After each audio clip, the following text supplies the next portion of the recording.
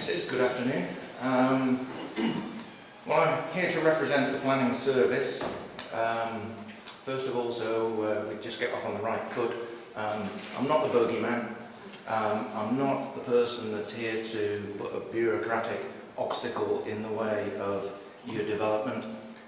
We're about securing sustainable development in the right place, of the right type. If there is a problem, it's probably because you haven't engaged with us early enough, or there's been some fundamental problem with the project from the outset that you've probably not identified at the inception. Just to talk a little bit about what we do, we've got a lot of experience of dealing with renewables. I've dealt with them for 15 years here. We deal with commercial scale wind farms. Some of those have a community element associated with them. We heard about Argyll and Bute earlier this morning. We also deal with large-scale single turbines and small groups of turbines, schemes like the 4 turbines that there are on the Isle of Kerr. We then deal with much more small-scale turbines. I'm talking things really up to about 30 metres in height now, sorts of things you can find on farms and so on, and micro turbines down to sort of domestic scale. We deal with some commercial scale hydro schemes, although they're tailing off now because most of the resources that are really capable of being exploited have now been identified. Micro hydro schemes, still quite a few of those around, talking generally things in the hundreds of kilowatts really for that, as opposed to the commercial schemes which tend to be several megawatts. Some commercial scale biomass, we've consented a couple of schemes, one at Acknabrek, just up the road here, and another one outside Dunoon. Microbiomass, we've heard about the swimming pools. We consented 50 houses at Dunbeg recently, outside Oban, that have got their own biomass plant on site. Some interest in solar arrays, haven't actually consented any yet. I think that's mainly due to problems with financial viability rather than planning, to be quite honest. And then we have a certain amount of engagement in marine renewables. We don't, planning control doesn't extend to the sea, but we have engagement with the Scottish Government over those. So just to give you a quick gamble through the planning process. The thing I'm going to major on today is pre-application discussion. I'll come on to it in a bit and explain to you why it is very, very important. One of the early things that we would do, having spoken to you, is to screen your development to decide whether it's something that requires an environmental statement. We heard mention of that in connection with the MUL scheme. If it does, we would then go on to scope the content of any environmental statement, discussing it with consultees in the process to make sure that the environmental statement addresses the things that are going to have significant significant environmental impacts and scope out things that really aren't of any great consequence. You then get to the point where you're putting together application documentation and you're actually able to make a submission.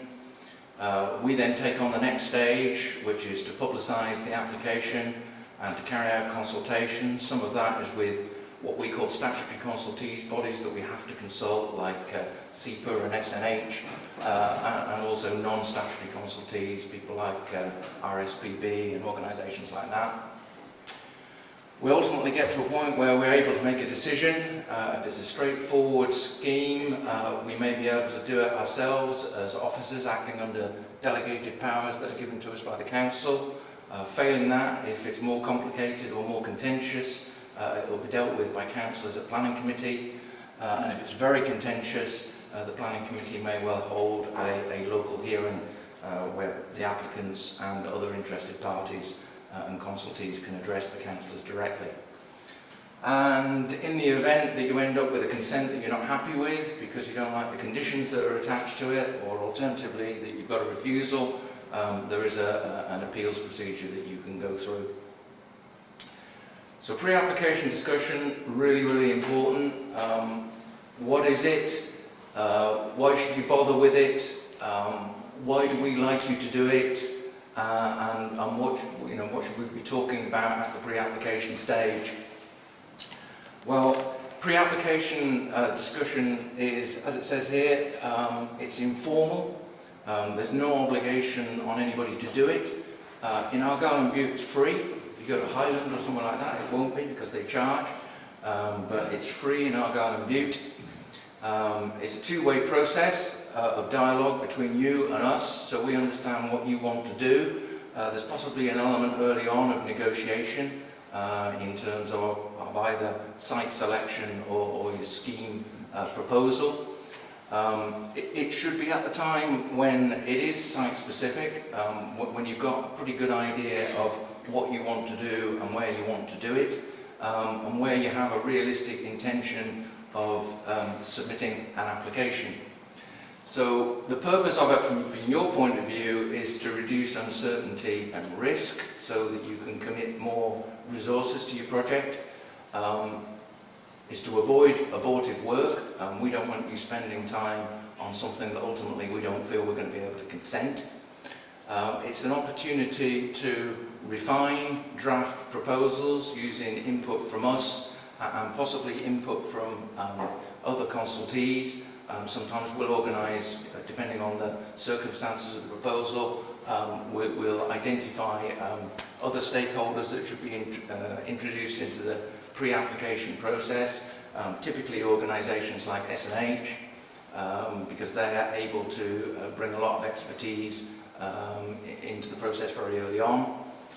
It provides you with an opportunity to make changes before you get too committed to your proposal.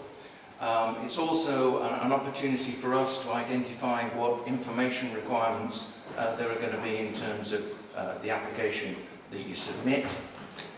We can clarify what the processes are and what the expected timescales will be.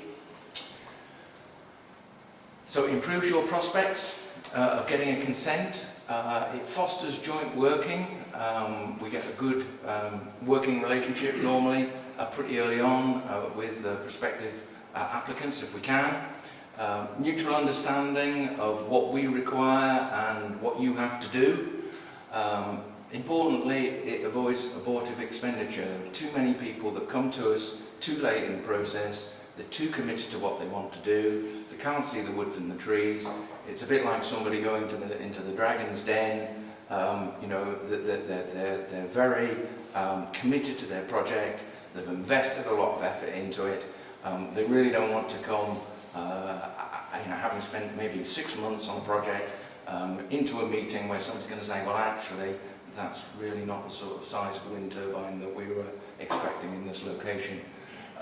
So it is advantageous to us because it avoids time wasting. It avoids us dealing with invalid applications where people haven't specified their project properly.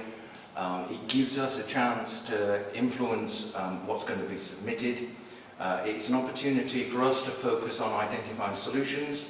So if there is a problem with a project, we're going to say, well, yes, there's a problem with that project, but how about doing this?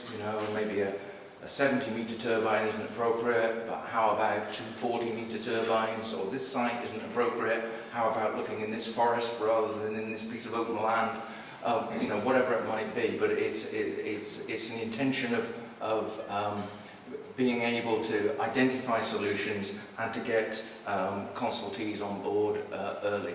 And as I say, it avoids confrontation. The only circumstances where we get into confrontation is where people haven't spoken to us early enough, and we have to give honest advice. People don't like the honest advice. We end up with a confrontational situation, and that's not good for anybody. So the things that we would expect to look at the pre-application stage is planning history. Has somebody been here before? If so, what was the experience of that? We need to look at the development plan, which is the council's plan for the area. We also have to look at national policy and how that will play out. We look at non-statutory guidance, some of which is published by the council, some of which is published by other organisations like SEPA and SNH. We're focused on the key issues that are likely to influence whether your proposal is going to be approved or not, identify the information requirements, and then also look at the procedure that you have to go through and how long it's likely to take. There are a couple of different types of application. There's major applications, they're for really big schemes, so you won't be likely to be involved in those, but the likes of the big commercial developers are major applications. It's a more onerous process. It has some statutory requirement to consult with the community, which isn't a feature of local planning applications. So any scheme under 20 megawatts is going to be a local planning application. So if it's something you're devising yourselves, a homegrown project, it will be a local application. As I've said, we'll look to see whether it needs an environmental statement or not. And only in the event of it being a major application, which as I say would be a commercial scheme, is there a statutory requirement for pre-application consultation with the community. So we need to look at the development plan. We've got a very up-to-date one. It was approved in March this year. There's a specific policy that deals with renewables, and as it says on the tin there, it supports the sustainable growth of renewables, so it's largely on your side. We need to look at other relevant policies in the LDP about things that are specific to the site in terms of access or nature conservation or whatever it might happen to be. There will be some supplementary guidance to the plan for renewables. We're not in a position to have that adopted until such time as the plan has been approved. So the plan was only approved in March, so we're in the throes of preparing supplementary guidance at the moment, and hopefully that will be in place later during the year.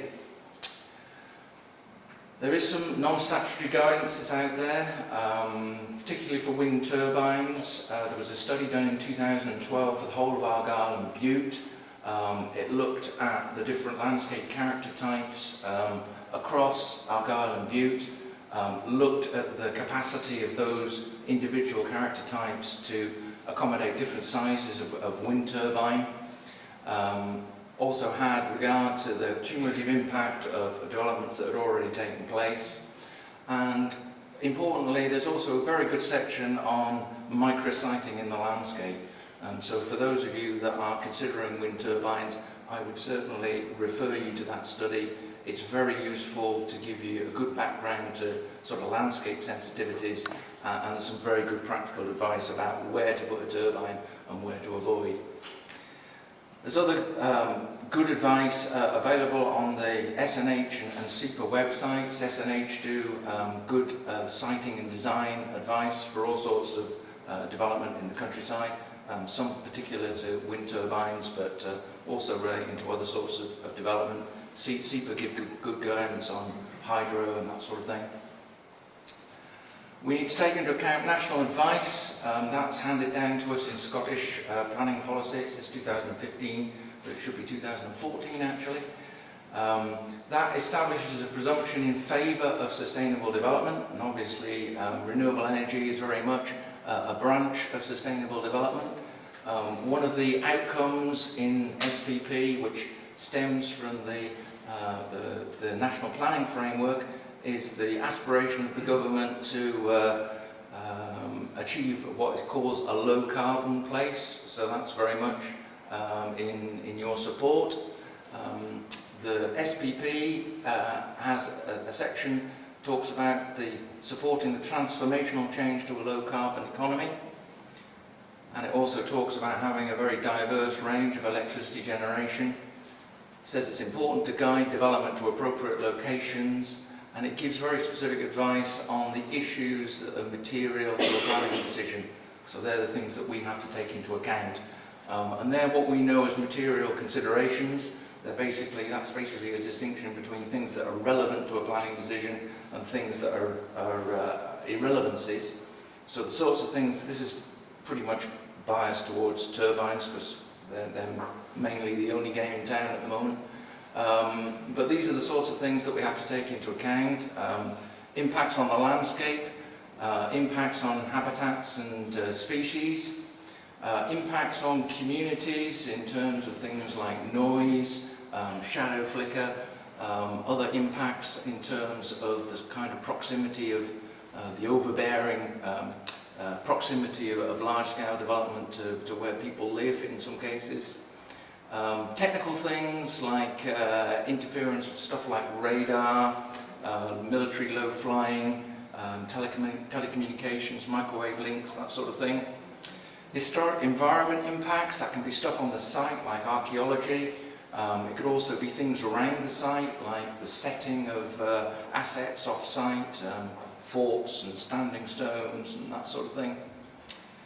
Access and road traffic impacts, obviously very important in terms of getting abnormal loads and cranes and things up single track roads to be able to access some of these development sites.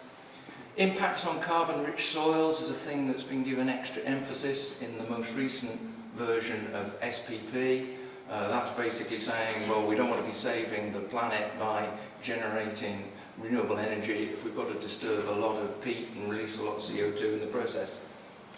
Impacts on hydrology and the water environment, obviously particularly important for hydro schemes, but also important in terms of construction disturbance in often quite remote locations for wind turbines and so on. We look at the need for conditions on consents. That can be things like habitat management, where trees have to come down. It can be compensatory planting. Often conditions for things like site restoration after the event, particularly things like wind turbines that only have a limited life expectancy. We have to take account of the views that are expressed by statutory consultees and other consultees, and also views that are expressed by the public. That's both for and against, provided that they're on legitimate planning grounds. People write to us and say all sorts of things. We can't always take them into account. There's some odds and ends just to be aware of. For those of you thinking of a wind turbine, bear in mind you might well need a wind monitoring mast well in advance of your project, just to assess the viability of the wind resource. That requires planning permission. That's something that you need to talk to us about very early on. It probably won't be a problem, but talk to us about it very early on. Grid connections are obviously very important. I know the next session is going to deal with that. The number of people that we deal with renewable energy projects who have a problem in terms of either getting a grid connection or being able to get access, or something relatively fundamental that you think, well, surely this could have been identified much earlier in the process. You wouldn't believe, to be honest. Borrow pits in some cases will need a separate planning permission. If you need to extract aggregate on a site, which often people do to form access tracts and things like that, that needs a separate mineral planning consent. People often don't realise that. So you even for a single turbine, you might need a planning application for anemometry. You will need the planning application for your turbine. You might need a separate one for a borrow pit. Community benefit is a difficult one for us in terms of the commercial schemes. It is not a material planning consideration. If one of the utility companies says, we're going to give the community X number of pounds per megawatt per year, we cannot take that into account. It's a financial inducement, for want of a better word. It's not something that is material to the planning process. It doesn't affect the environmental merits of a proposal, and we cannot take it into account. Where a project is a community project, then we obviously do take that into account, and to a degree, I think probably I'm speaking for some of the councillors in the room, councillors probably to a degree more than we would, because we're very focused obviously on the environmental merits of a proposal, but the applicant, what the applicant intends to do with the money, how much of the money is going to be retained in Argyll rather than going off to some absentee owner or some speculator or some utility company is obviously an important consideration for councillors. There are some places to avoid. National parks, government says things like wind turbines, not welcome in national parks. National scenic areas, we have some of those, Jura, Argyll and Bute, parts of the west coast and so on. Again, the government has said things like wind turbines not welcome in national scenic areas, and we have to abide by that. European nature conservation designations are good to avoid. Things like eagles and geese and so on will cause you all sorts of problems with schemes. Sites of special scientific interest as well. Another thing to keep clear of. Areas of deep peat, difficult for construction anyway, but difficult for us to consent. And locations very close to the fringe of settlements are locations to generally avoid. Other places to avoid, not stemming from, those ones really stem from policy, but these ones rather stem from experience. Anywhere conflicting with aviation interests is not good for wind turbines. You think that's a fairly obvious thing to say, but I've just had a community wind farm in Helensburgh withdrawn on the basis that there were objections from National Air Traffic Services on grounds of conflict with the approach to Glasgow Airport. Now you would think that that was something that somebody in Helensburgh, relatively close to Glasgow Airport, would have been looking at in some detail fairly early on, but obviously it wasn't looked at to the degree that maybe it should have been, and it's caused a problem with our application. Locations conflicting with telecommunications. I had another one that affected microwave links between the Scottish Water sort of control centre in Glasgow that deals with all the remote pumping stations and so on across the west of Scotland. It's something that could be overcome, but very expensively, because diverting microwave links it is not a cheap thing to do. That was something that also came out very late in the process.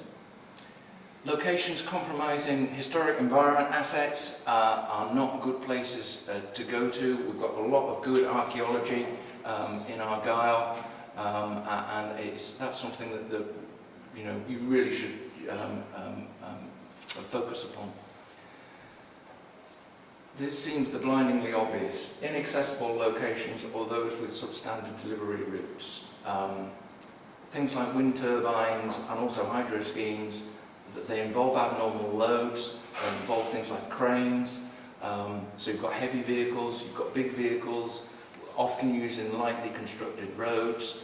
The geometry of the roads not necessarily suited to these sorts of things. We're at a position now where we've had such a bad experience with developers, because again you kind of think, well, a developer should be fairly sure that he can get his equipment to the site before he even bothers to make a planning application. But we found situations where these things have only come out very late on in the process. We have a wind turbine sitting on a beach in Col at the moment because it couldn't be delivered by road via the port.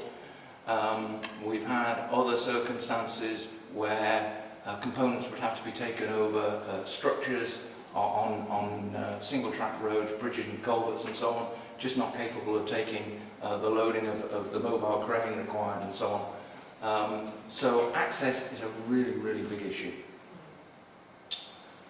Golden rules, just to finish with, as far as I'm concerned, talk to us absolutely at the outset. Don't go wasting a lot of money and a lot of time and getting overcommitted to something that isn't going to fly for whatever reason. We'd much rather you talk to us as soon as you possibly can, and we will involve the relevant consultees to get you good advice. Be prepared to vary a proposal to improve prospects of success. Some people are just very closely wedded to something that they're not prepared to depart from it. And that's a recipe for disaster in some circumstances.